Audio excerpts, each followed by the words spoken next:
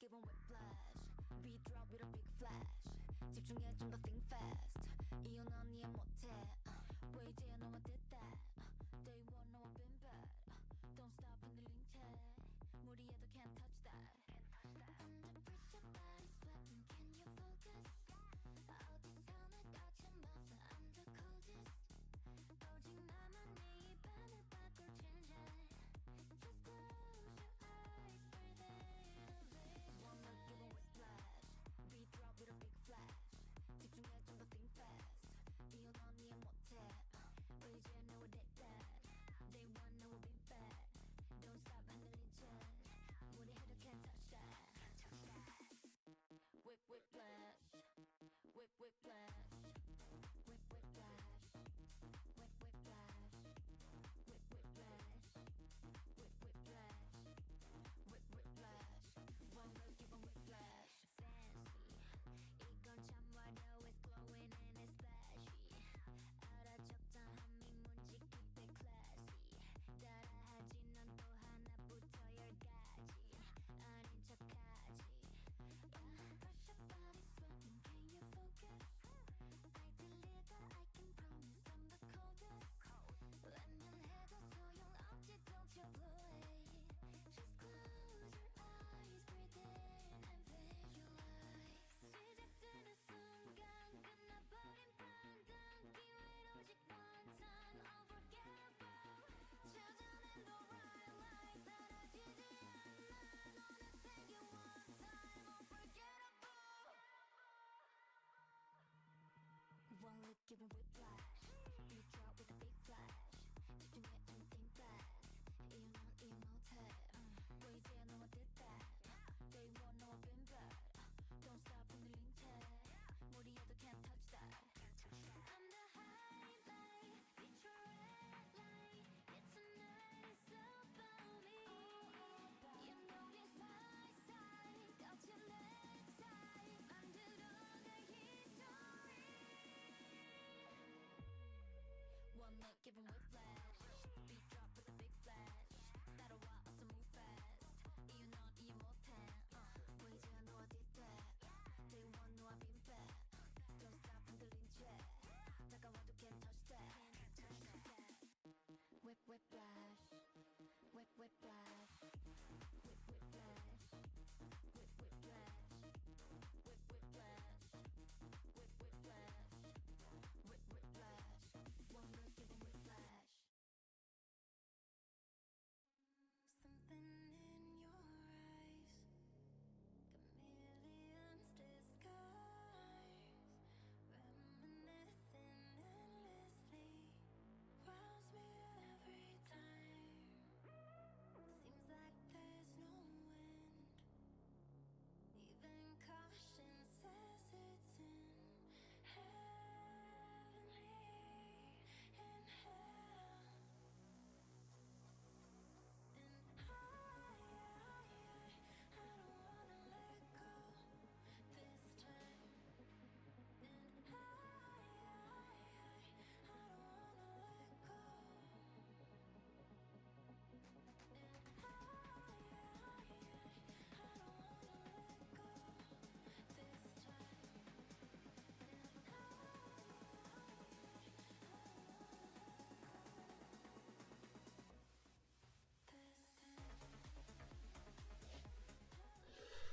Hi guys, new rosters, secret quad meetings, Brazil, China. We have so much to talk about today. So grab your cookie, grab a blanket. I don't know if you're working. Today we have no other than Mr. Kyle Soderman with us. Welcome. How are you? Thank you for having me. I'm fantastic, and I'm kind of hyped to be on episode number 3 because my favorite number is number 3. Hey, there you go. That's the only pink thing I had in my home, so I tried to pay homage to Hollywood. I look a bit weird, glad but I'm not hey, wearing it in Hollywood. that's all right. Was the color choice yours? I think it was originally between.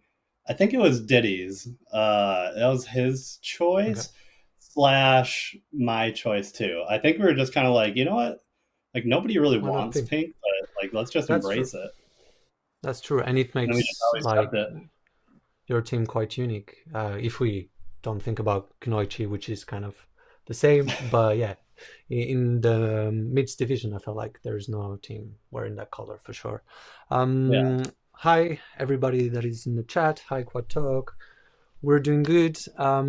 So yeah, I don't know how much we can share right now, but the rosters of the Oh my WCT. That's all right. That's the rosters of the WCT 7 US Championship has been locked. And so I'm quite sure we have some kind of graphics to show how the teams will be split between East Coast and West Coast.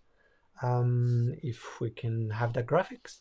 Yes, so as you can see, guys, this is how the repartition will go. We have 6 team in the East, 6 team on the West, and the top 4 of each like qualifier will go to the final in Pennsylvania at the Dexterity Depot's gym. So it's gonna be exciting, and because we love to give you a couple of surprises, we decided to make the Hollywood Freerunner roster public tonight. So if it's possible to bring that graphic, because I know you guys are quite secret about it. So obviously you're God. gonna We be are. there this season. So are you still injured, or are you feeling better, ready for that new season? I'm good. Pretty much a couple months after Worlds, things started healing up a lot better, and I'm at 100% now. But as we'll see in just a moment here, we've got some pretty great pickups, I must say. Okay, okay. Well, I'm not gonna lie, I was a little bit surprised to see your roster this year. So yeah, if we can bring the next player, because you're gonna have to explain us what happened, you know. Yeah, Um, yeah, yeah. can we have the second player, if it's possible? Oh, okay. You brought the whole team. No surprise. Okay, Not at okay. all. So first of all, what happened? Greg, you spent so many years making fun of the UK team, which is fair enough. And now you're bringing Greg in your team. Like, do you feel like Amos' strategy wasn't enough and you needed to step up the game of Hollywood? Honestly, it wasn't about strategy at all. I just feel like everyone on Hollywood's just a little bit too nice, and Greg is a massive, massive shit talker, and he's Okay, never really been able to back it up. So I think this collaboration of bringing him on to Hollywood to do our shit talking for us, and then the rest okay. of Hollywood actually bring the talent. Okay, okay. Nice, nice. Okay. So Jason will be back, which I'm super excited about. Like, how did you get him? Like, what happened? Give us a little bit of feedback. I mean, Jason, he's the thing is I mean, our average is pretty handsome. Jason Okay. like just steps up that level. Stefan. So Yeah, I okay. think he's probably going to take on that number 6. I mean, just look at the rest of the lineup. He'll probably take on that number 6 role just to be more of a support character and Okay. honestly bringing the symmetrical face. Okay. So the one I was not expecting, because I saw a couple of stories where you were playing football a little bit, and then bam, Messi in your team. What happened? Did you meet him in one of your tournaments? Like, is it Yeah, an old friend of crazy. you? Yeah, and actually we do go way back. I don't know if you even know this, but he's actually my father. Oh, So okay. Okay. yeah, it's like once removed, something really weird like that. But I hit him up. I was like, "Yo, Messi, what up, Mister Goat? Can you come play with us?" He's got the speed, he's got the footwork, so it was just like a clear choice, you know. Yeah, makes Yeah, sense. I mean, well, what else can I say about it? I mean, there's not much to say about it. Maybe we can move on. Anyway, thank you for giving us a little bit of an insight of what's going on with the Hollywood roster.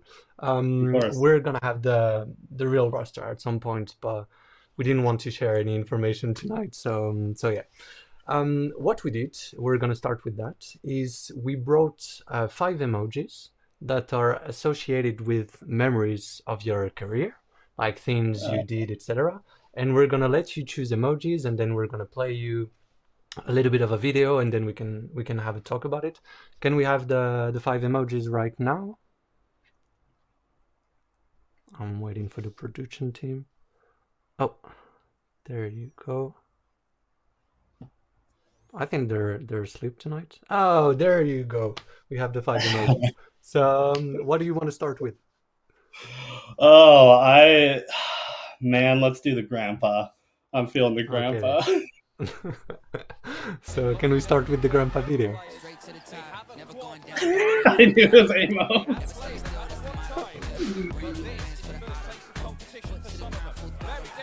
Oh my God, I'm Steve.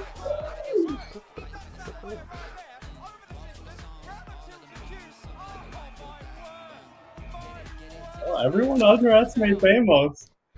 He's an old So man, yeah, but he can move. he can move for sure. So yeah, Amos joining Hollywood was like kind of a massive shift of power, if it makes sense, between Apex and Hollywood in the US.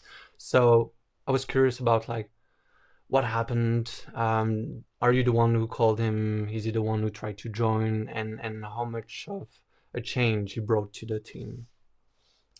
Yeah, so Amos was probably like the most pivotal part in just the evolution as Hollywood has been, because we've had many different iterations of Hollywood, and Amos really just ended up parting ways with Apex, and he still wanted to be part of World Chase Tag. And if I remember correctly, he reached out to us first, and the whole thing about it is like, and this is just Hollywood in general, we don't want anyone that we don't like. Like, first off, we've got to be a family, we got to work together, we got to enjoy each other's company. So like, if Amos came in and had this great mind but he's just a dick, like there's no Uh, way he would have ever gotten on the team. It's okay. not worth it to not enjoy our time being part of Hollywood if there's So someone wait, bringing us. are you telling me that Amos is not a dick? First proof. Many people may argue that, but No, to I'm me, kidding. he's I'm a kidding. nice guy. I, But I was yeah, I he spent just quite some time with him, and he's a very lovely dude. And I was super impressed the first time he did come to me and speak French, because that was in the US, and I was not expecting this. And I was like, I didn't know what to reply. So yeah, no, he's a nice dude. Don't get me wrong. But yeah, yeah, absolutely. And he taught me a little bit of French in Every when we were at Worlds. I learned how to just order my coffee and order my chocolate croissant. So that's all that really that's all mattered. you need. Yeah, that's all you But need. That's all you need. Amos really brought just a new way of thinking to us, and especially those early days, it was so difficult to even get any time on the quad. So to have Mhm. him come in and just sit down like, hey, like you guys don't just have to like run and chase people down, which was our entire strategy the very first year going into it, when Yeah, nobody had any sort of strategy. And I yeah. wonder if you have any clips coming up of like 2020 2021 chase egg, which were just horrendously bad strategy. We do have some old clips that are not the best in terms of But strategy. But I feel like it's also like one of your strengths. I would say for you as a player is that you evolved so much between the first couple of tournaments and the last ones compared to people like. I mean, I'm gonna attack my own side of the globe, but yeah, like teams like Eugen, for instance, I don't feel like they evolved that much when it comes to strategy or technique or etc. And you did so yeah, that was impressive. Did he change the way you were training, Chase Tag, Amos? yes, kind of. The thing is, I was already training hard, like doing sprints, like the as far as like physicality, Mm, I I do fine with training, and just us in general. We're all athletes training physically. It was more so just like the mental game going into it and how strategic everything can be. And okay. we would have gotten there eventually, but his mind just fast tracked all of that. And now, like, if Amos decided, hey, I'm done with chase tag, I want to get out, in that case, like, we're okay now. We know how to think about it, especially now with like Kai on the team too. Like, when me and Kai have sessions together, it's like half talking, because we're just like talking about different scenarios, what might happen. And Amos Yeah. really set the foundation of that for Hollywood. Mm. I feel like this is such an important part of the training. And at first, when I was spending time in Nix in Atlanta, I was surprised because people were like chasing and chasing and chasing. And I was used to French people just doing a couple of chases and sitting and being like, I did this, but you could have done that, etc. And I was like, okay, that's a very different way to train. And now I feel like everybody's kind of training the same way. Anyway, Yeah. maybe we should move on to the next emoji. Can we have the list of emojis? By the way, the Danish prince said that Messi is so short that he can run under the sisters without talking. That's wild, but that's a good punchline, though. I appreciate that. Okay, so which one do you want to pick now? I'm a big robot fan. Let's go robot. We can save the champion for last. Hey, let's go. Opening chase of the final. It is captain versus captain. Devin What Straley leg comes start? in as Carl Soderman races off around the outside, pauses in open ground, and does it again to turn back on himself, but Devin Straley anticipates, gets the tag. So, It yeah. remains 0-0. Devin making that The- look all too easy, doing exactly what you need to the do robot against a guy as fast was- as Kyle Soderman. He cuts him off at every Oh, yeah. turn, makes him turn back on the front line multiple times before descending for the tag. The So yeah, thing, the robot was because of Mr. Arnold. I'm not gonna say his name because then people are going to get mad at me. But the governor and past actor that was there.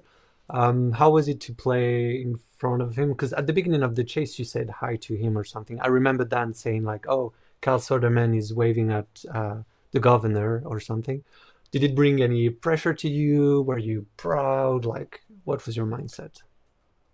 honestly, it was more like I gave him a nice salute, and that was cool, and he recognized the salute, and like it's just cool. It just brings that extra layer of legitimacy to the sport to have someone of his caliber bringing us into his convention, and just being able to perform in front of him too was sick. And I don't know if it really gave much more pressure for me personally. Okay. I just like everything is just blacked out at that point. I'm so focused in on the match. Like the only time I even thought of Arnold was when I gave him that salute. Everything after that was That's just like, all. okay, I'm all chase tag now.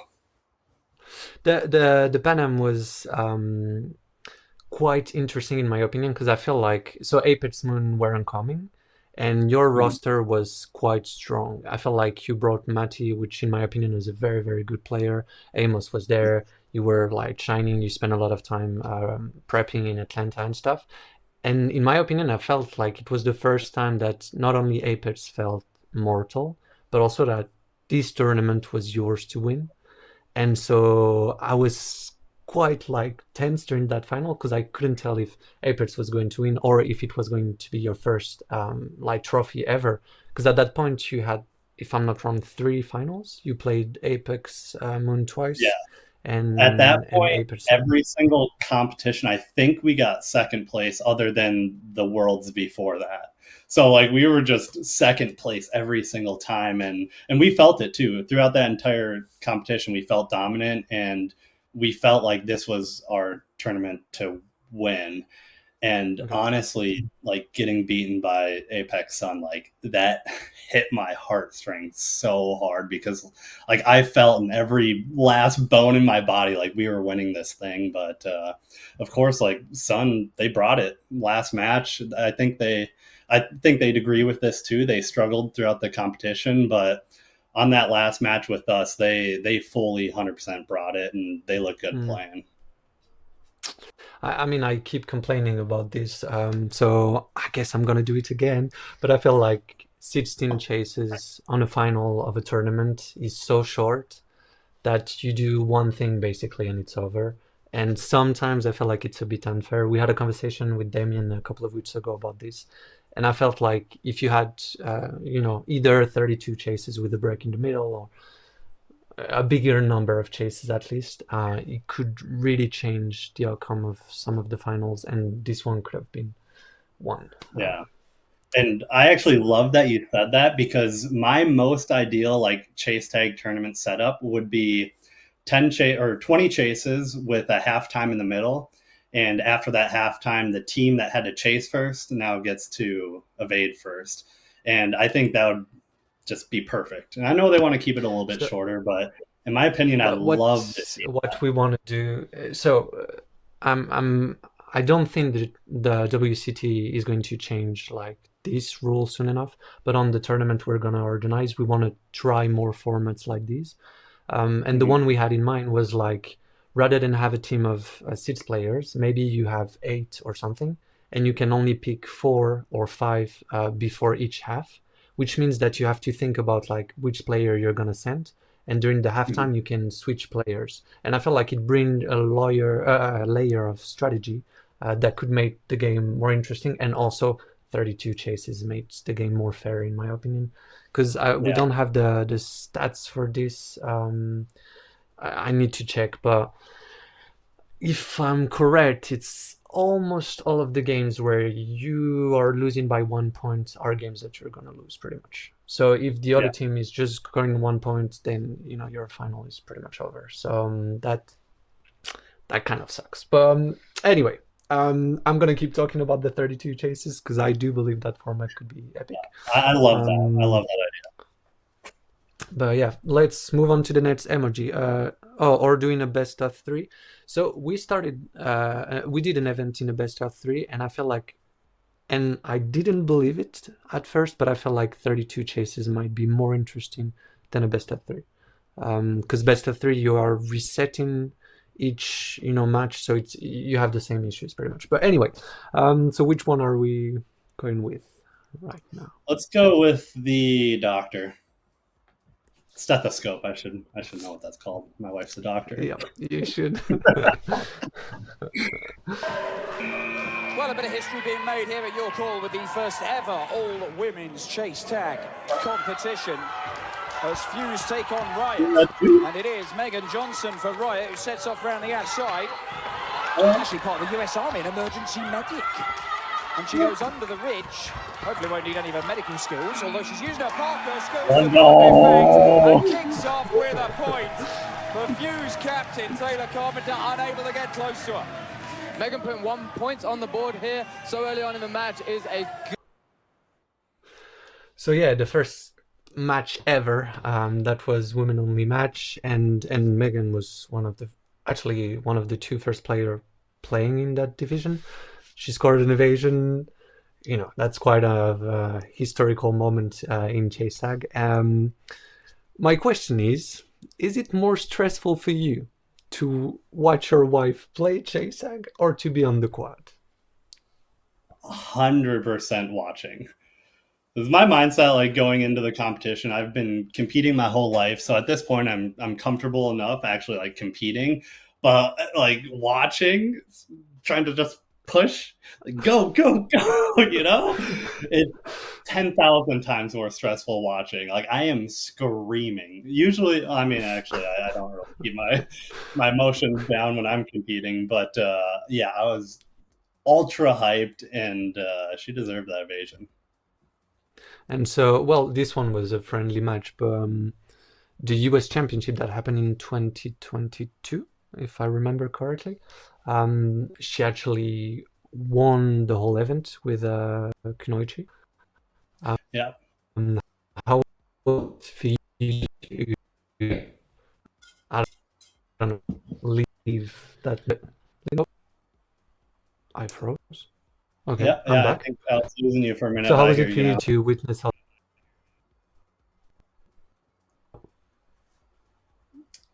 witness her win? at the US Championship, the first, when she won?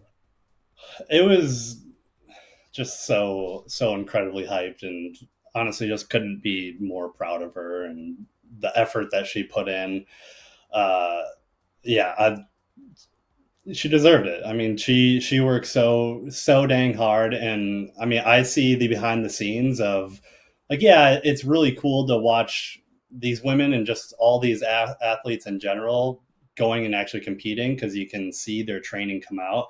But me knowing the behind the scenes of how hard she works, along with having to go through residency, being a doctor, and her schedule.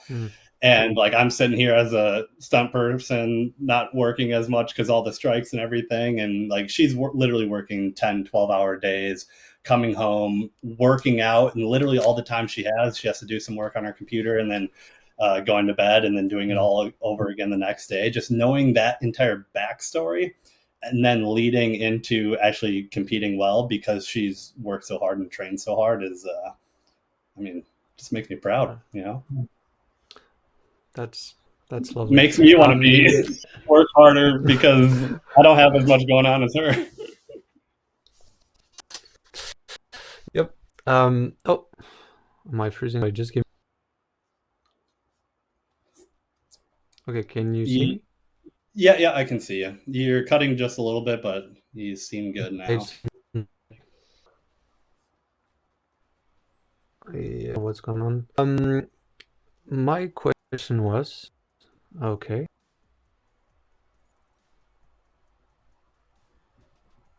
Sorry, can you hear me? I can hear you. Okay, my question was, she actually got a trophy before you. So, after the US Championship, did you spend some time with her to actually learn how to win? Like, what happened? Absolutely. She gave me so much shit for that that you wouldn't imagine. And I appreciated every moment of it because it only makes sense that she shoves it down my throat. That's nice. Anyway, maybe we can move on to the next emoji. We have 2 more left, if I'm correct. Yeah. Let's go with the reverse arrows. The idea what it could be. I mean, it might not be the best emoji, but we try to find out. Athletes ready! Casey Wilson, team captain. Can he do it? Nobody else can. Carl Soderman somehow just skirted around a bit of Benny Hill stuff around the tilted cube. And he's going to carry on going so he goes through the cube, Casey, to try and flush him out. But he can't get close around there, and it's more laps, more circuits from Carl Soderman. This is absolutely unreal. The most anybody had got in World Chase Tag was 3 consecutive points. That has just been doubled by this man. There is a genuine danger that Hollywood Freerunners could win this with one man in one streak. Chase 8. Hollywood Freerunners evading 6-0. Hollywood Freerunners. Athletes ready. So yeah, we were in 2020. Chase Tag was very different, but it was the first time that someone was scoring 6 evasions in a row. What was your mindset during the whole process? Like, did you come on the quad knowing that you were so much better that you were going to do that? Or was it just like, okay, I'm going to do another one and another one? And, you know. I was not planning on doing 6 in a row whatsoever. And I don't know if I've publicly really said this story ahead of time, but before even going into that competition, this was our first competition ever. And I didn't really watch too much World Chase Tag. I've seen clips of it and like, okay, that's really cool. I want to go try it. But I never really understood how the point scoring goes and like what the typical like points of a match would be. And in my mind, I was going into the competition. I was like, okay, everybody gets like 2 or 3 points every time they go up to evade.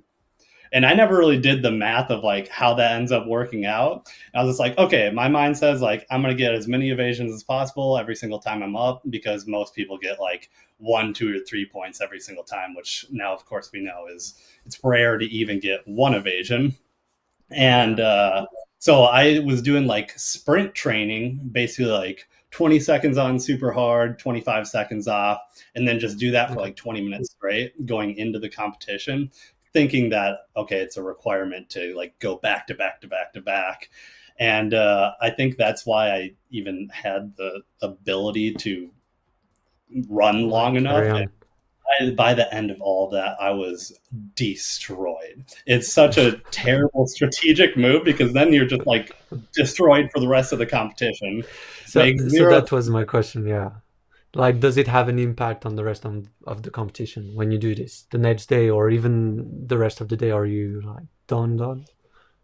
I was pretty done, but I don't know. It's like, just get your adrenaline going again, go out and just push as hard as you can. And my whole mindset is like, I'm just going to keep pushing as hard as I can through the entire competition. And like now being further down the road, I would never go for a 6 back-to-back, nor do I think it would even be possible, at least against like the top 10 teams in the world.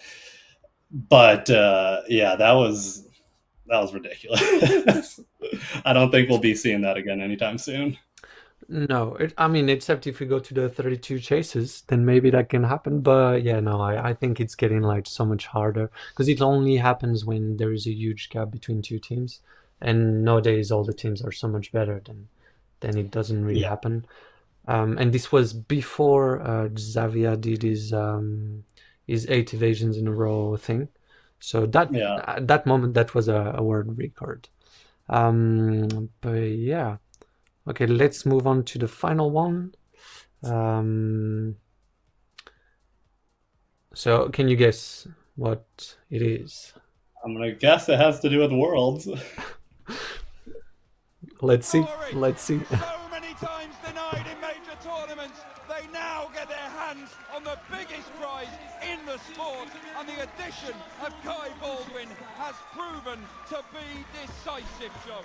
The deepness of this squad, the new additions have leveled them up so hard. Not only have they picked up the greatest in the world, Kai Baldwin, but Gabe Torres and Maddie Hall. Maddie Hall is a veteran of Hollywood Freerunners now, but both of them have been putting in so much work, match after match after match, to become the new world champions. The so-called Soda Dogs barely even used Carl Soderman in the final, and they still emerge victorious. Hollywood Freerunners won, Kimio 0 in the World Championship final. Valiant from the French team Kimio, but victory for Hollywood. And Greg Ball is on the quad with your new world champions.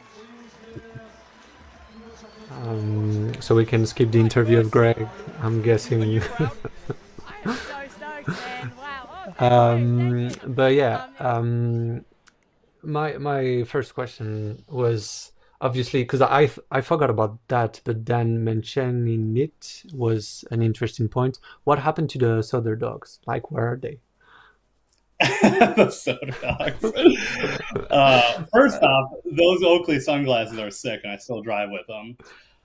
Second off, it was fantastic, like going in as Soda Dogs into Worlds, because this is like truly the first competition where, and obviously I barely played because I was secretly injured, but the first competition where it was like, okay, we have a full like lineup of 6 guys that are all incredibly capable. Not that like our teammates in the past weren't, but it's just all the guys are all top tier guys in World Chase Tag now. And yeah, it was just, it all came together so well. And we were talking about the matchup against Sun, and like now that I think back, like I'm glad we didn't win that competition, because it only made this very first win for us in Every for Worlds that much greater.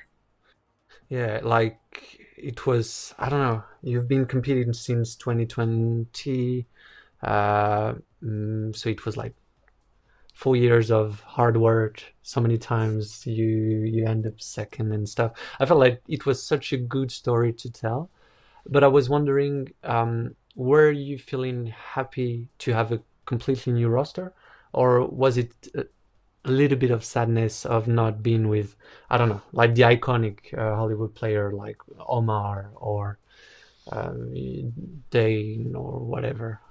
Yeah, no, I can see that. It was not that at all.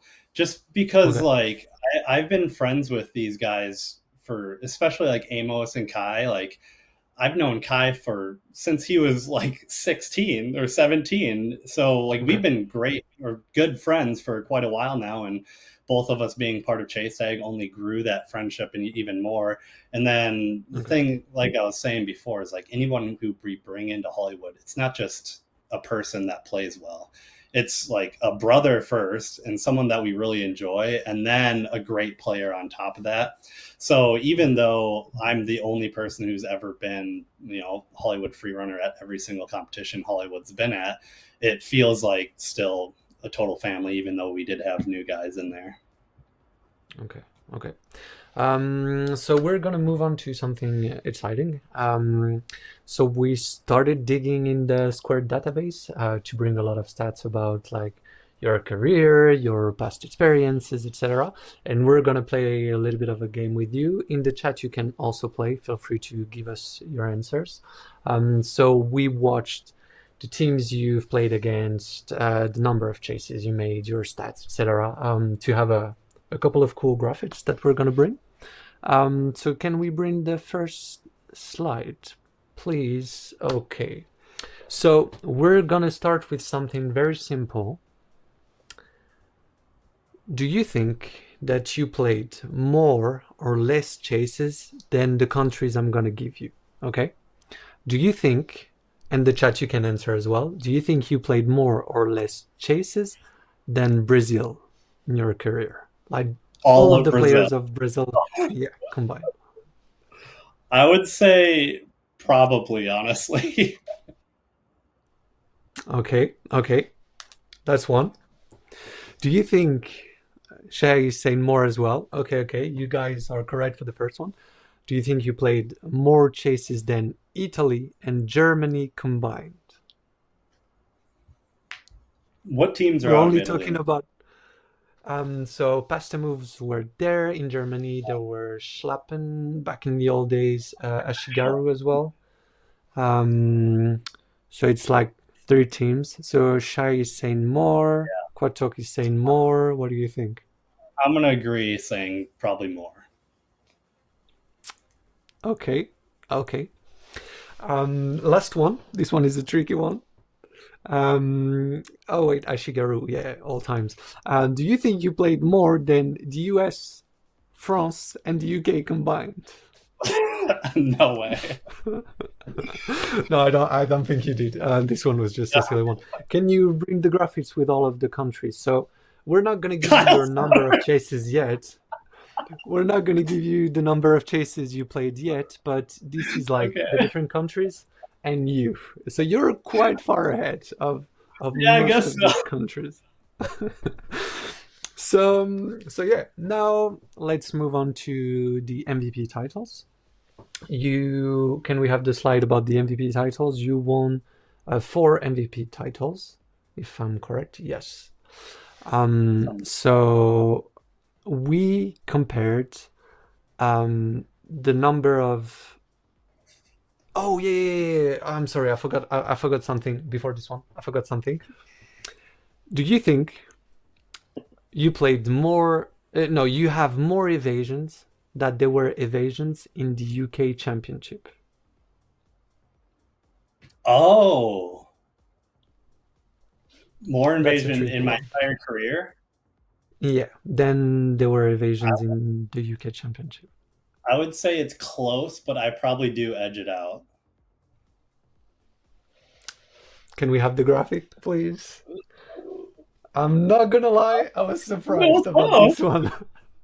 I was surprised about this one. I was like, damn, that's a lot of evasions. But yeah, so now all of the UK players, you can stay silent, please. Let's move on. So yeah, we took the number of MVP events you had, which were like 4 MVP events, and then we compared it to the number of events most player played. Okay. And this was quite cool. Can you bring the graphics? We realized that there are a lot of people that played less events that you actually had MVP titles.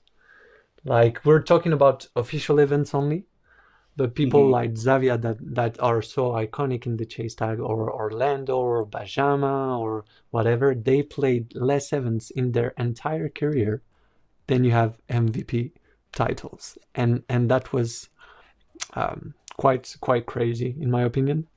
Crazy.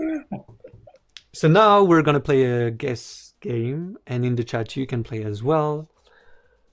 Which player would you believe is your nemesis?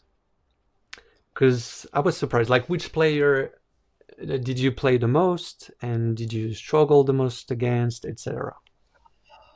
See, ooh, that's going to be tough. because if we go back to like OG events, yeah, I would like Sliger, Sliger is people are definitely saying up there. Sliger. I think Davis is up there when he was playing in those first like handful of events that he was in. I would say probably Sliger and Davis, and So Sliger will be proud to in the continue chat, to see they're that. saying Schleiger. Frank Oh, Frank, hello. Oh He's yeah, saying Frank. Davis or Schleiger. He's saying Davis or Schleiger. He's in the chat with us. That's why I was saying hello. So I thought it was Schleiger, but you were correct. If we can have the slide. It I actually will say one of was my Davis. favorite people to chase with is Frank. Frank is what's up, boys? He's saying he's super nice. So that was Davis. You met him 9 times, which was crazy. But the craziest thing is if you compare your average stats, which are quite insane, like the 47% evasion is wild, versus your stats when you're playing against Davis, they're like so much lower. Oh, we just reached 50 followers. Thank you, guys. So 16% against Davis. That was crazy. Like for me, I was like, okay, maybe he's the real Carlos Nemesis. Well, Dave's just figured out how I was playing at that time, and once you figure, and the same thing with Sliger too. Like once you kind of figure out how, and this was how I was playing, is you can kind of lock that down, and so it makes sense. So kudos to them. Sliger was the second one. He was just under, and if I remember correctly, you chased Sliger more than you chased Davis, because I think you played against Sliger something like 4 times as a chaser, which I was surprised. I would expect the other way around. I thought they were going to send Sliger against you, but actually on the first... I think that's because very early on, Apex was almost always playing matchups. So their matchup for us was always Sliger chasing me, which gave me less opportunities ever to chase him. Okay. Which is why we didn't get matched up as much. So the next one, we took the Hollywood Freerunner roster before Worlds. Okay, that's important, before Worlds, because it's going to change the stat. Do you think you versus the whole roster, do you have more or less chases than them? In the chat you can... Oh, Frank is saying that he loves to play with you and he would love to do it again. Absolutely, me too. I would say more, primarily because Amos was he didn't play a lot with Apex. And Matthew and Kai both haven't been in too many competitions. X, that was his first competition. Gabe has been around a little bit more, but probably didn't get played as much, so I would say more. Okay, so yes. And now, can you guess approximately... Oh, wait, don't give the number yet. I was going to ask you, can you guess around how many chases which like each player had?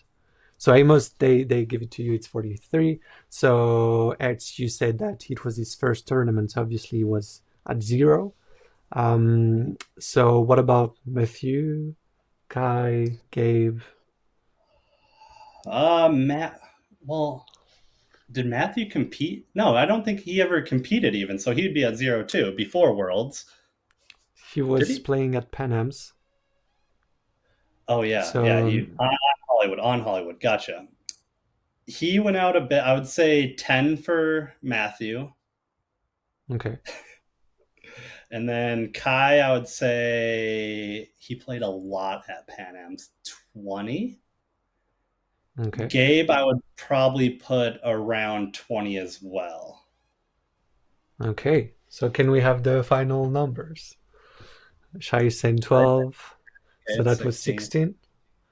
29. Oh, he actually played a lot. 4. He played only at Pan Am's. And then you were at 100 and... 100. So that was quite a lot. So now, that's a game I'm gonna need everybody, because this one was very tricky. I was quite surprised. We removed all of the stats from the non-official competitions. So everything that happened in France, in Belgium, etc., doesn't count. We're only talking about official competitions. Can you guess the top 10 players? And I had a couple of surprises, I'm not gonna lie. The top 10 players when it comes to the number of chases in official competitions. Yeah, you don't need to give me the, like, we don't know how many chases they're gonna have, but like, let's say you believe, I don't know, Frank is there. So you tell me Frank, and then we check if Frank is Frank's there. my 6 evasion in the row brother. Yeah, I'd put, so most chases total, just chases, not evasions, anything like that. Yeah. I would say Frank is on there for sure. Thing is, Frank is not on there. So in the chat they're saying Hugo. They're saying Hugo is not on there as well. The thing is with the Europeans is, at least in all, like a lot of the past competitions, you guys had deeper lineups, so you weren't having the same guy goes out 10 times in a row in one competition. Okay, Ben, which Ben are you talking about? Quatok is saying Ben. Like Benjamin Garcia is not in the... From whatchamacallit. I would say Sliger. Maybe Roland. Probably. Roland is not there. Sliger is in the top. So we have Sliger at number 3, Seth, if I'm correct. Seth is definitely on there. Who else? So Hugo is top 12. Sorry, I thought we were talking about top 10. So wait. So Carl said Sliger. Can we have the Sliger one? And he said Seth, but Seth is not there. Wait, what? Yeah, Sliger is there, no? Sliger not there either. Sliger is not there. What? Okay. I'm not sure about this one, but the 3-time Bob. Oh, I don't know if we have the Chinese stats though. I'm not sure about that. I don't think I know any of the Chinese players even. No, but I don't think we have their stats. Okay, so they're saying Kai is not there. Benjamin Garcia is not there. Naim is not there. Hugo top 12. Jason I don't think he's there either, and Orlando is not there either. Really? So yeah, I was see, and some of the players that were there were surprised. Were surprising. You need to keep in mind that in the US, you guys had a lot of tournaments because pretty much World Chase Tag was just doing US events, and also the old events, in 3 matches you could be champion. So obviously it's going to change the number of chases you're gonna play. Okay, so I was correct. Sliger is number 3. He doesn't have it. Okay. But yeah, is number 3. Is having 78 chases. Mark Balls, no. Davis is there. I think I said Davis. Oh, Mark is on there. Is that number 11? Davis is there. Oh, Mark Balls. Oh yeah. I thought we were talking about top 10. Okay. Haroon? Haroon, no, it's not there at all. Same thing, because that guy didn't play since World Chase Tag, 5 or something. So it's like, I don't know. I think he has around 60 chases at max. Right. Because the old competitions, once again, like there are a lot of competitions where Eugene didn't make it out of groups, and so you played 1 game or 3 games in the more recent ones, and then you're over. Jason is not there either. So okay, I'm gonna help you a little bit because it's difficult. Please do. I'm struggling now. Yeah, some of the guys. The number 2, I was super surprised. He's an Apex player that switched teams. Who? Amos? No. That could have worked, but he's quite shy. He's quite tall, and Oh, he had a mustache afterwards, if I'm correct. I mean, not a real mustache, but Bear. Bear. So Yeah. Bear is there. That's not the one I was talking about, but yeah, he's there too. But no, and I was so surprised about number two. I'm not gonna lie, lovely dude. So someone is saying Abdallah. Abdallah is not there either. How can I? He keeps falling on the quad, and every time he plays, I'm scared for his life. Very thin, quite tall. Yes. I am completely blanking on the name. Someone help. That's Mr. Damien Zumtobel.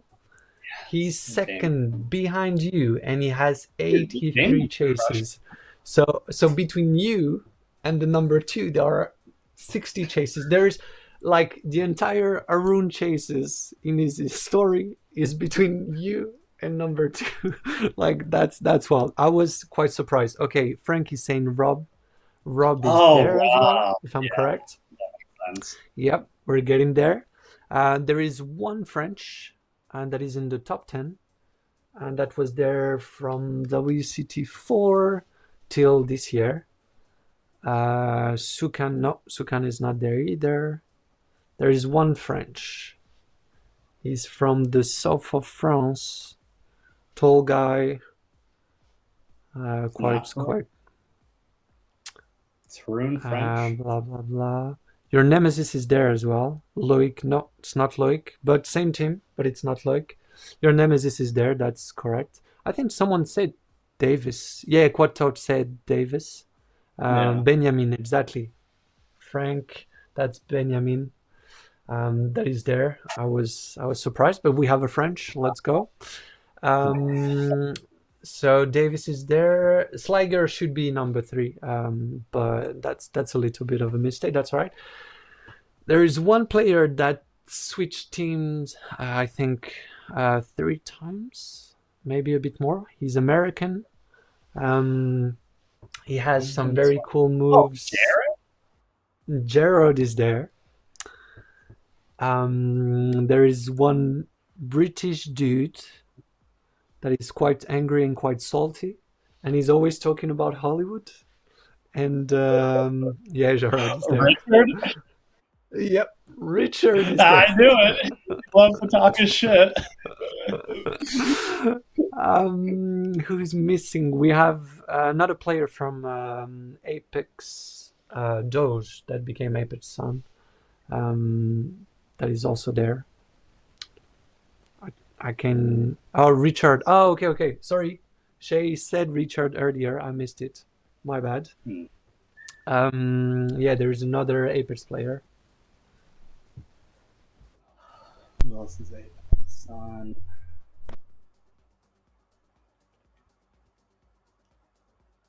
Help me out here. I need to bust out my cards. He has long hair. Santos, no, that's not Santos. Yes, Oh, that's Devin. Devin. Yep. Yeah. And I think that's the whole. Am I missing somebody? Oh yeah, there is another one, an American one. Missing 2. Okay, I'm missing 2. There's an American one from Dexterity.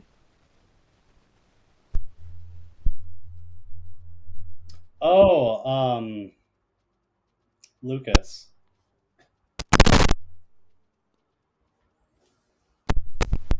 Yep. Sorry, I'm having a little bit of an issue with my microphone. I don't know what's going on. Yeah, Lucas is there.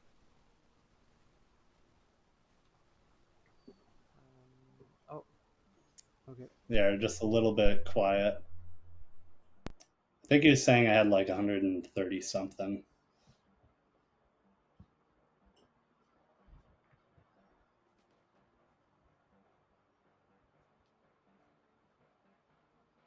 Still can't hear you.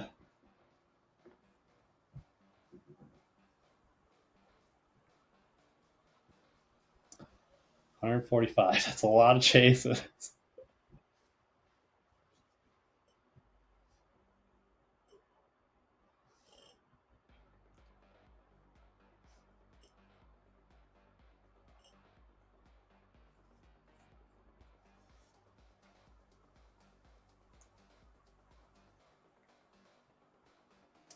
think Thomas is still quiet here. I can't hear you. My live stream now. Oh, there you are. I hear you. Oh, so you can hear me now? Yeah, Okay, yeah, good. you're good. I apologize. I don't know what's going on with my computer tonight.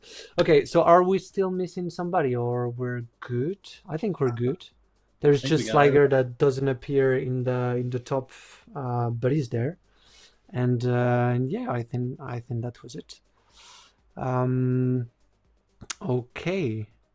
So if we can have the final 2 slides, that would be lovely. Blah, blah, blah. So someone is asking you an advice to become a machine. How do you become a machine at chase tag, I guess? Do a lot of sprints, and don't play chase tag as if you're a parkour athlete. Play chase tag as if you're a chase tag athlete. Because as much as being a parkour athlete helps being a chase tag athlete, they're 2 completely different sports. Think about them differently. I am actually so grateful you're saying this because it's not coming from anybody. It's coming from the guy that has the more official chases in the world from very far. And I completely agree with this. I feel like chase tag is completely different than parkour. Yes, it started with the same community because they needed some athletes to come. But if you look at the best players nowadays, most of them are not coming from parkour. Like Gabe, he told me that he was doing a lot of soccer. I think Kai was also playing soccer or something. You were doing a lot of sprinting, etc. And I feel like parkour is not chase tag. Like that's something different, and people should focus on the chase tag aspect of it a bit more. So yeah, 145 chases in your career and only counting. We cannot wait to see you for the next event. So yeah, that's quite a lot, and that was the question. Now, do you think Kyle Soderman is the god of World Chase Tag? I'm not going to call that, and I don't think any goat ever in the history of any sports ever called themselves the goat. So I'm just going to continue playing and continue putting my entire heart and soul into it. And if the community wants to call me that, then the community can call me that. But if they don't, I'm going to keep doing what I do. Let's go. And I feel like that's one of the things that the TV show kind of failed with, is that pretty much people were mad at you at some point for carrying your team. And I feel like that's crazy because the story that they could have told is the story of someone that even when he's alone, he's still carrying his team. And because these are the 2 same realities, but one is like making you look like the bad guy, and the other one is making you look like a serious athlete. So anyway, we're 1 month before the WCT 7 US Championship. You guys are not coming to the qualifiers, and you're not coming to the final either, if I'm correct. Yeah. Why is that? Are you trying to keep some secrets? Like what's going on? I mean, a little bit of secrets, a little bit more of just, life getting in the way of going and traveling and competing. Amos is dealing with like his ankle injury a bit still. Kai still is dealing with his wrist. So it's more so not like we have the option to go straight to Worlds. So we're going to take that option rather than going and competing and potentially injuring our athletes even more. Mm-hmm. So it's just not worth it at that point. So those guys are going to heal up as fast as they can and get back to 100%. And once they're there, then we'll get to training. We already are training. So yeah, that's the biggest reason. Just mainly you don't want to continue injuring athletes and make sure they can get healthy. Can we have the map back? I was going to ask you, are there any teams that you're excited to see play? And also, let's do a little bit of a betting right now. Who do you think is going to, win in the East Coast Championship, West Coast Championship, and potentially the final? Like, what are the teams you can see winning? I mean, Apex is always gonna be there. They must not be doing an Apex Sun anymore, huh? I don't see them on there. No, I think it's only one team. I think they're sending only one team. I think if they're combining the top guys from Moon and Sun, Apex is going to take it, assuming they're gonna be on the West. And then, dude, Dexterity has been. I'm going to give it to Dexterity, primarily because they have their home quad, they're training on it, and those guys are just good. So we have the rosters, Shay. We didn't want to share them tonight. Maybe we can share it in a week or 2 weeks. It's going to be before the first qualifier because we're going to talk about it. But we didn't want to share everything right now. I do believe that the Nimbus guys, previous APK Blue, are also there. I feel like they're quite consistent in their training. They're doing good. They're quite creative. And that's one of the best team in the US, in my opinion. Yeah, And I just don't know their full lineup. So they could absolutely be there if I see their lineup and it's like, okay, yeah, they got the good hey, guys. look, you're not sharing your roster. We're not going to share other people's rosters. I don't blame you. But yeah, I'm also curious to see teams like 215 because so they didn't have any opportunity to play in any major tournaments, but they kept practicing and going to the smaller tournaments, and all of their players became a lot better than what they showed on the TV shows and stuff. So I'm curious to see how good they're gonna do. I think they're gonna qualify for the finals. I don't know if they're gonna win the finals, but yeah. I think overall, just the level of competition obviously is going to be just much higher, and that's been the same with literally every single, especially US competition, is everybody, and just the average skill level of every team just keeps on going up and up and up and up and up every single competition, and I don't see that stopping anytime soon. Yep, fair enough. Shay was asking you, how are you trained now that you don't have a quad? And I would add, where are you training as well? Yeah, I don't know if you can share any information. No, I mean, just again, doing a lot of sprints, a lot more just technical analysis. And then like we just have small, like little like gap setups for the mountain and stuff. So working QMs and stuff and just typical gym workouts and, trying to get out to a quad whenever possible. It's a little bit more difficult now. What's great is hopefully there's just going to be more quads popping up. Hopefully we can figure out a new spot for Hollywood quads sooner than later. So I think there's some potentials there. I haven't talked to Diddy in a minute, see if we've had any more good potential spots either in LA or somewhere in like the Southwest region for us to get out to. So you're still on the West Coast then? Are you going to, I don't know, Momentum sometimes, or is it too far away from your home? I have no idea how far it is in the US. Well, so I bounce back and forth between Austin, Texas, and LA. Okay. So actually, once the Rise quad is up, out in Houston, I'll probably be making my way out there with Megan so we can train together. And then we'll probably be making, whether it's trips out to Pennsylvania to train with the Dexterity guys, or if it's up to NorCal, or hopefully just stay in LA and we'll get the Hollywood quad set up somewhere. At some point, yeah. Rise is also a team that should be doing good in the near future because all of their players, like I know Carson kept practicing and coming to smaller events. He, if I'm correct, he did play some events with Amy, Gabe, and Kai. I think they won the last one in December. So yeah, like a player that did improve so much. I heard, I don't know how much it's true, that maybe people like Jarrod might be playing with Rise. So if they can have a roster with all of these players that are training together, I think they can have a very decent team. But they're not going to be there this year, so we'll see next year, I guess. Yeah. So I had a question that is more, I would say, general, because I was curious to have your feedback on this.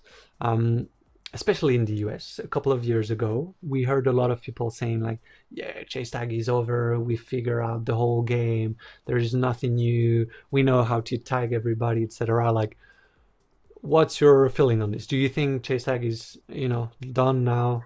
We figured out everything, or there's still a lot of room for improvement and new things? So I have kind of two schools of thought on what it is and what I would like to see.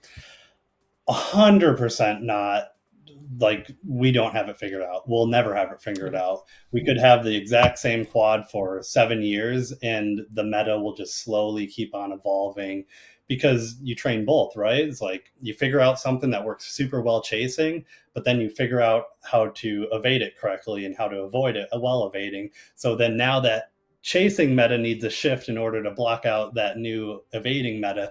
So honestly, it's just a huge limiting mindset to think I've got it figured out, because I guarantee you with our limited quad time we've even had, we've figured out new stuff that is going to break the game. So I urge everyone to not think they have it all figured out, because I guarantee you don't have it all figured out. And I'm not trying to say that from like, oh, we're so much better than everyone. Is like, just put some time thinking rather than just, hey, I'm going to go out and do a bunch of chases, because yes, that's great to do as many chases as possible, but it's also great to figure out and pick apart every last move, every last bar that's on the quad, and figure out how you can use it to your advantage. Now, in the future, what I would like to see is, yes, it's really cool to figure out the most minute details on the quad that we have, but what would be really cool once we get more quads available and the ability to adjust those quads is, I would love it for maybe every season have one of the corners change or two of the corners change, and have that happen immediately after the previous worlds. So let's say WCT 7 finishes, then we're going to get a new quad layout the next week. All the quads around the world can adjust their quads, and those new quads have two different corners in them. And now we have 3 months to figure out the new meta for this new quad. I love that. I don't think we're there quite yet to where gyms aren't making enough money to where they can invest all the extra money every single year, but I think eventually that would be really cool to have. So one quick question. Frank was asking how many teams from the US national will go towards. Yeah, it's 3 teams plus Hollywood that is already qualified. We had conversation with, for instance, the producer, where it was like, we should do like Ninja Warrior and change quads in every city and stuff. I don't believe that's the smart way to think about chase tag, because for me, what you were saying before with people trying to figure out all the details, and when you bring one new move, it does change everything for everybody, and now you need to react to this, is a huge part of what made chase tag interesting. So I feel like not only financially for the gyms, it's going to be easier if they kind of keep the same quad, but I feel like we shouldn't move it too much. If you take boxing, for instance, it's basically 2 people in front of each other just throwing fists, and there is nothing, no obstacles, nothing, and there is so much subtlety in what they can do. And I feel like we're so far away from reaching that level with chase tag at the moment. But coming to what you were saying, it made me think about improvisation when you're playing. Would you say that improvisation is a huge part of playing chase tag? Or maybe not, I don't know. And if so, how do you work on this? I would say, especially in the early years, absolutely improvisation. Like that's where I feel like I excelled and did really well right off the bat with, is just improving and figuring out as you go, because none of us had any quad time. But now that we're getting into the kind of minute details of like, hey, you do this, that means I have these 2 options, I'm definitely not going to do this other option, there is still a level of improvisation where, like, yes, I have my set things that I can do, but I'm basically reacting the moment, especially when invading, on what I'm going to do. So I'm letting the other person dictate, okay, yeah, you're going to go on that side of the ridge, that means I'm going to do these sets of moves on the other side. And of course, there's the close calls, like when Hunter did that dive against me through the mountain and we both went rolling down. Like, that was 100% improvisation. I don't think any of us train like rolling away trying to dodge tags. So that will forever be like part of World Chase Tag, is just being able to improvise like that and, you know, do whatever you can to not get tagged. Okay. Yeah, that's interesting. I remember that scene. So blah blah blah. I'm sorry, chat. If you have any question, by the way, feel free to ask them now. Oh damn it! I just had a question and then I kind of forgot about it. So maybe let's move on. But yeah, are you? I mean, maybe you can't share anything, but is there any new moves you guys have been working on that you would like to use for words? And did the way you played changed afterwards, or is it pretty much the same? You're like, oh, I think we're ahead of everybody and we're good. Or after playing words, did you feel like you had to completely change the way, not completely, but at least change something in the way you were playing? Yeah, I feel very confident in how we played at Worlds, but kind of like what we're saying is we're continuously coming up with new stuff and figuring it out. So the tough part is it's hard to know, like, yeah, everyone might be training, but what are they training? Are they training the proper stuff that's going to counter what we're countering? So I'll give you one little hint of what we're coming up with, but you guys better listen. Watch out for the squid, because the squid is coming and you're destroyed. Okay. Because the production team was asking for silly name moves, and friend Mejia suggested the Hugo Destroyer, Handbender Dance. I think he's quite creative with the names he has. So you're saying the squid. Are you going for the whole animals vocabulary? We have the spider, the viper, the tiger, and now the squid. Cube spider, the badger, viper.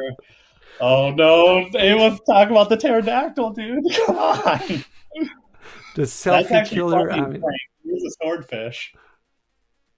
The golden shower. Oh yeah, the old names were not very. It is one of our favorite things. Is like, once we figure out a move, is naming that move, because it has to make sense, you know. You came up with some cool names. I'm not gonna lie.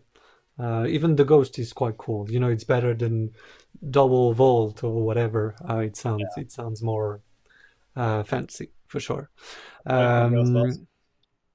What? No, nothing.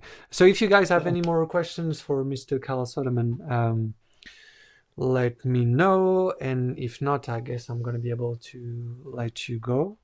I'm just going to give them a couple of minutes. Thank you again for coming. Yeah, this was a lot of fun. That's cool. And yeah, like, I love to troll people. I love to troll Americans. I love to make fun of you. And when I'm here, I love to make fun of Europeans.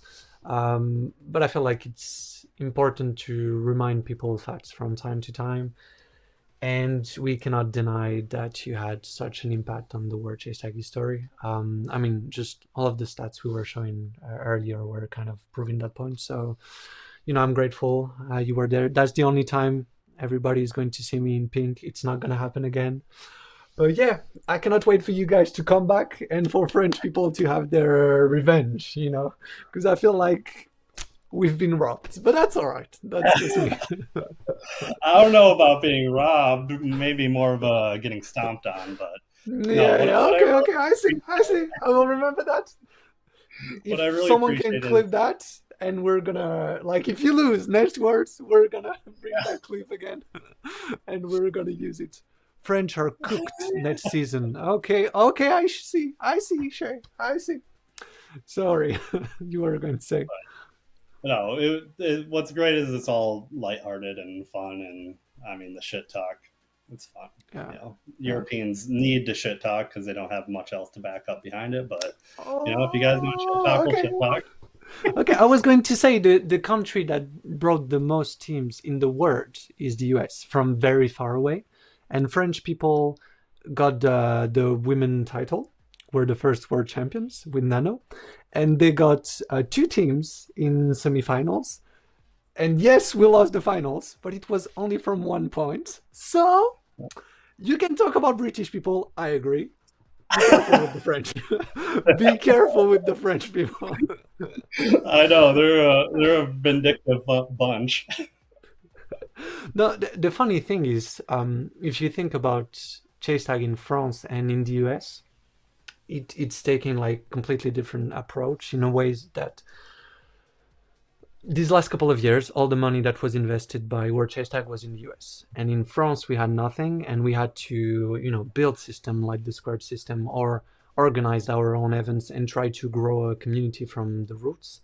And now we have the youth league that is very scary. I don't know if you had any chance to watch the matches, but these kids are like, I don't know, 13, 14, 15, and they're killing it, sending ghosts and dives and whatever. Like it's very impressive. So I'm very curious to see what will happen in the next 2 or 3 years. Like if France with all of that local community is going to be able to catch up, or if the US is just going to stay ahead. And I have no problem taking the L when we lost. We lost the last two WCT 5 and 6. We lost in finals. That's all right. But it's not over. That's all I'm saying. I'll say as soon as the kids get into the game, like it completely changes everything. Like not one older person that's already in the game will be able to compete with the kids, because once kids grow up having chase tag their sport, they'll destroy all of us, because they'll start coming up with new stuff and breaking betas and going for bigger dives, growing up learning how to thread through stuff. So that's what I'm really excited for. I would love to at some point, I'm not there yet, but retire and maybe take over helping with the team of younger kids. Oh, that would be amazing. That would be such a cool story I would love to make a documentary about this at some point. So let's do that in a couple of years. So yeah, I just have a couple of more questions before I can let you go. At some point, you started. Yeah, that's okay. You started doing analysis videos about chase tag, and you stopped after a couple of videos.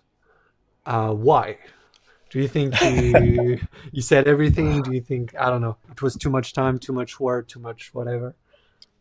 No, I think the biggest part as to why I stopped doing them was because I felt so conflicted with like trying to give out really good advice, but also not giving out all of our new stuff. Like I don't want to lie to the audience, and be like, hey, you should actually do this instead, and this is where they did it wrong. But also like it's really hard to find that balance of not giving away too much. And it was tough not to, figure out the right balance of that. Because I'm going to say this for you and for everybody in the chat. We would love at some point to give access to all the data we have, because we also have all the where the tag happened and where people failed and all of this and that. We have thousands of chases in the database, and to build like an analytical segment that is maybe 1 minute, 2 minutes that we can play from time to time, where people will be able to learn more about like what's going on in the chase. Because as a viewer, if you don't play or if you don't play that much, I feel like you're missing on so much stuff, and that it could be super interesting to have a player coming and talking about that. So you know what, if you want to come talk about strategy at some point, you're always welcome. Same thing for you guys in the chat. If there's a strategy expert, feel free to come any point. Yeah, I'd absolutely be down to come out and chat a little bit, and especially like if there was two of us bouncing off, hey, why do you think this strategy is better, or what do I think's better? Hey, I don't know if Frank is still there. We could do Frank and Cal. That could be something. That could be something. Because we have very different strategies, Frank and I. We have very different bodies. Okay, so the team is telling me, would you like to come once a month and do that? And we could bring Frank. Yes, he would love. Amos would love to come as well. So that could be you and Amos as well. That could work. You guys could I'm come down. once a month. Hey, let's do that. Okay. So, last thing for today, we said that every 4 weeks we were going to give you a little bit of news on the 1v1 system we're building. So we have a little bit of a video for you today that hopefully the team is going to be able to play. And we can talk about it right after the video.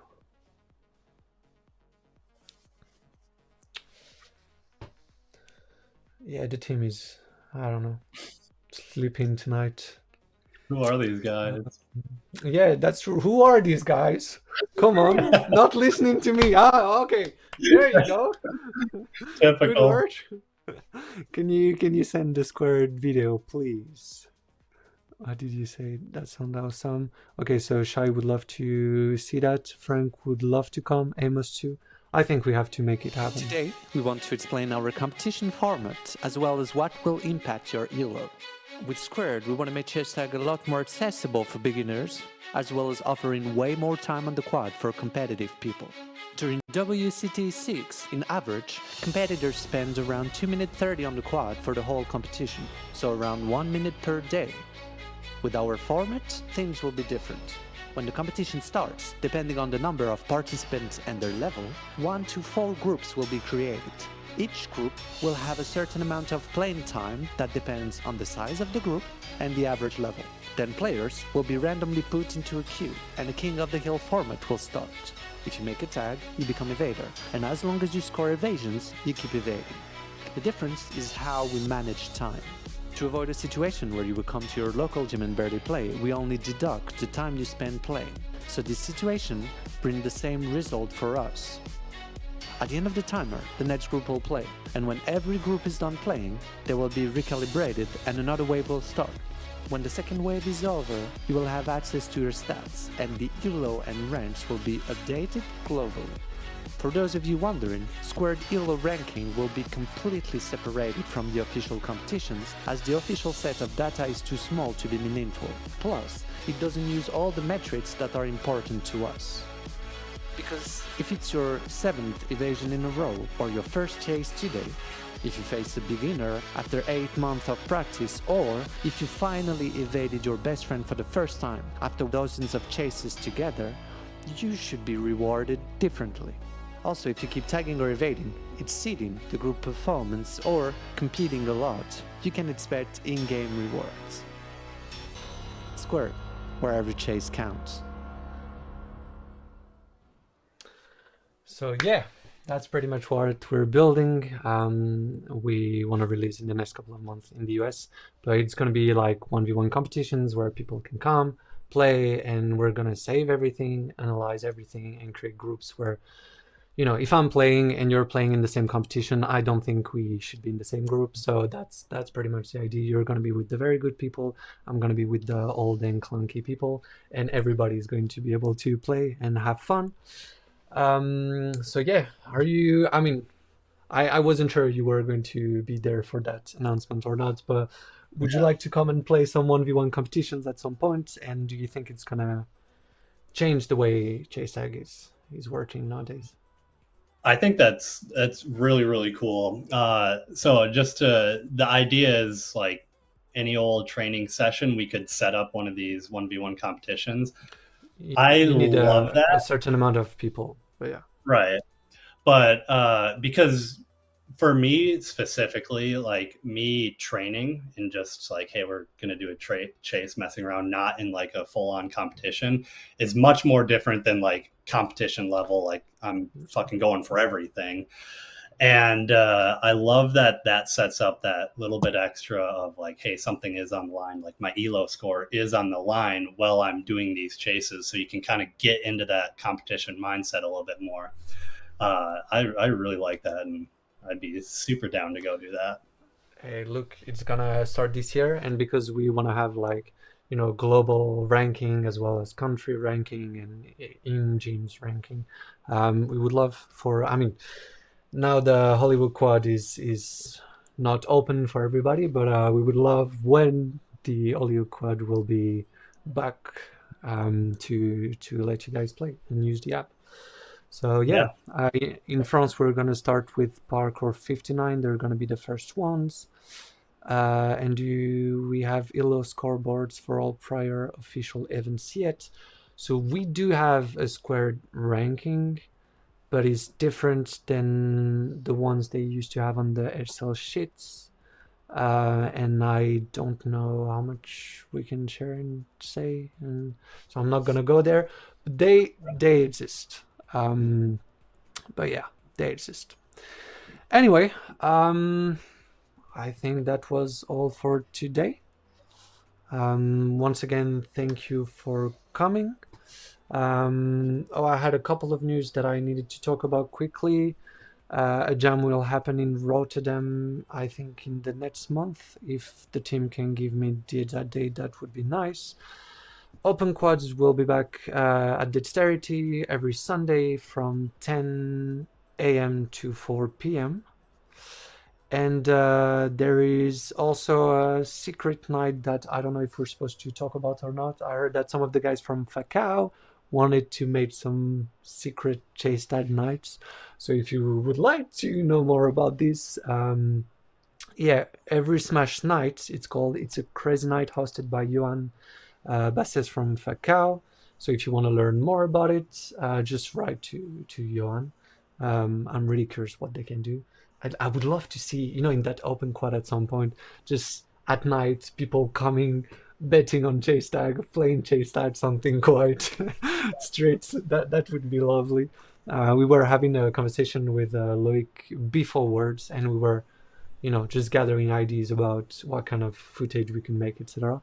And we were like, that would be so cool afterwards if we take the winners, maybe the finalists, and a couple of teams that didn't qualify, and we bring them in the parking lot. We bring a bunch of cars, like you light the cars, and there is no rules, and people are just playing chase tag, and we were having fun about that idea. Down for that. That could be super cool. We could bring like some rappers, I don't know, like something something quite nice, and the audience decides if there is a tag or not. Like there's no referee, only the audience going crazy. I was like, well, the DTR can be figured out by fist fight. Hey, there you go, even better. Yeah, just remember, no blood on the quads. That's the only thing. It's very important. But if you don't have any blood, that's all right. Like, we should do that. Shock collar chase tag. Oh, that's wild. I think the guys from Atlanta did this. Like Suken and stuff. Yeah, Talons. They did it. Shock collar chase tag. And at Word, some people, I didn't stay there, but some people were playing naked chase tag, if I heard correctly. I didn't want to see that. Especially because Greg was there, so I was like, nah. But apparently, some people were doing that, and you guys can continue it. Okay. So shock collar chase tag. That's what they're asking for. I don't know how I feel about this, but yeah. Once again, guys, do you have any more questions for Mr. Kyle Soderman? He's not there every single day, but he's gonna be there once a month. I heard. To talk about analysis in chase tag. So if you have any more questions, let me know. And yeah, once again, guys, remember to support your local gyms and athletes and everybody in the chase tag community, because we're such a small community. We kind of need everybody's support. So, if it's not done yet, which would be surprising, just go follow Mr. Kyle Soderman. Just leave likes, comments, talk about chase tag to the people around you, and let's keep growing chase tag. We have a few countries that are going to join the competition at some point, so it's going to be cool. And I'm super excited. Oh my gosh, I keep saying bye and then bringing another subject, but I was so surprised by the Brazilian reaction to like the posts on Instagram.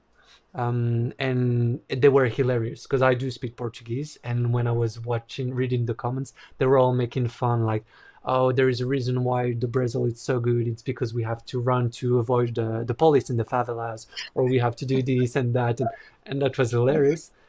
And the second thing, the Chinese people, they like on YouTube there is so much reaction about the Chinese scene, and I was so happy to to have the Chinese team coming forwards for the first time. So same thing. Super excited to see how the sport will grow in China, in Brazil, in India, and to some of the new countries that I can't talk about right now. But yeah. Do you think they're gonna come and challenge the US at some point, these countries? I think eventually, as they get more quad time and specifically competition time, because training on the quad, like I was saying earlier, is like it's just not the same as competing. So just getting more competition on the quad, maybe in a handful of years, they're going shot for shot as they get more competitive people. But I think for now it's the US will just keep winning. I'm sorry. Okay. No, I love it. I love it. I love it. I'm gonna remember that. I love it.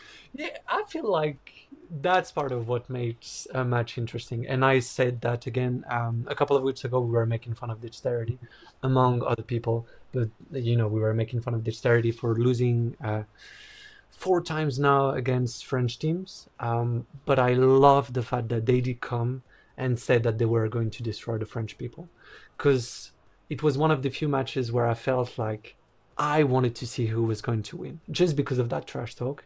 So you coming here and saying like, yeah, the US is so much better, I'm like, we'll see. Like it brings some stakes to the competition. So for me, it's a good thing. As long as it's not disrespectful and we're just like having fun with each other, I love it. And that's how I make it, to be very clear. Is like it's very much lighthearted. It's fun. Yeah, we all love the Dutch. The Swedes. Come on. Like, I don't want to be rude to anybody, but I don't think they scored a single evasions. If you take their 3 matches from words, they're probably -18s when it comes to evasion difference. There's a lot of progress before the Swedish can actually be competitive. I will say, but the Dutch, I'm 50% Swedish, so they can have some of my stats. Hey, there you go. Maybe they should call you. You're gonna play for Quality Movement next year. Yeah. Come on, the Brits. The only way they stay relevant is by stealing player from other countries. It's almost like Hollywood, but with other countries. So just come on. But yeah, I would love to see the Dutch, because there is a new gym in Netherlands where the guys have a very good mindset, and you can tell that they care about competition. And it's like the new French teams. Maybe you don't know them yet, but Facao, same thing. I cannot wait to see them, because when you talk with them, they don't have that speech of, oh, we're all friends and we're here to have fun. They're like, we want to be world champions.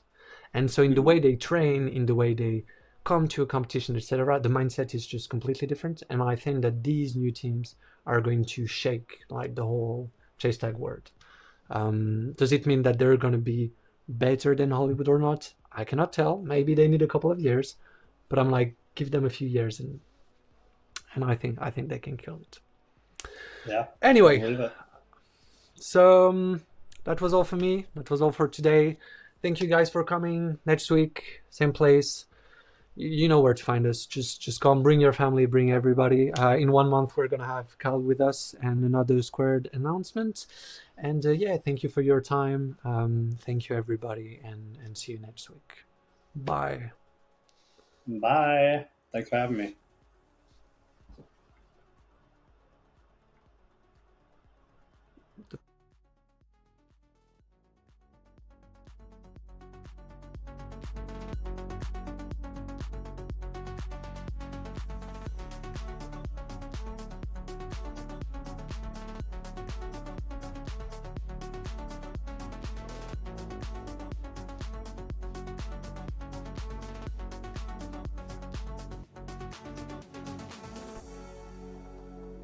Help me to